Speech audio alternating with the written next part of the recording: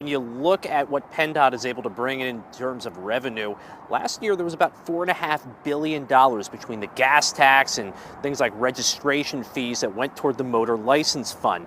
The problem that a lot of lawmakers and the governor have pointed out is that $500 million of that money is going to fund state police and not fixing up roads and bridges like the I-83 South Bridge here in Harrisburg.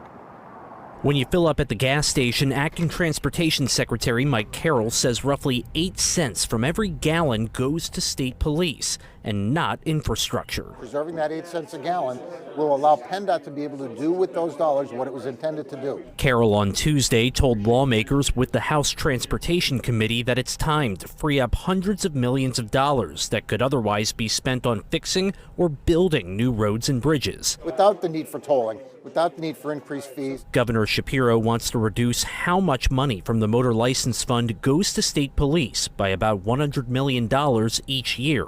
He says Pennsylvania State Police should get its own protected funding source, paid out of other revenue streams. It's a matter of trying to find a fund in order to do that. Republican House Transportation Committee Chairman Kerry Benninghoff says there will likely be plenty of discussion in this year's budget talks about how to adequately fund state police and infrastructure.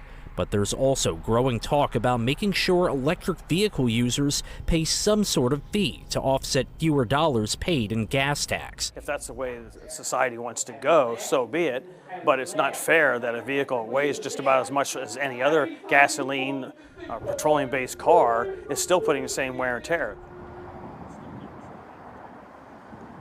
Now, the Senate passed its own version of this idea of trying to wean state police off of the motor license fund, and it does differ from Shapiro's plan in terms of the amounts of money, but there is some overall agreement from lawmakers as well as the governor that they want to try and free up this money while also still making sure state police are adequately funded. In Harrisburg, Tom Lehman, WGAL News 8.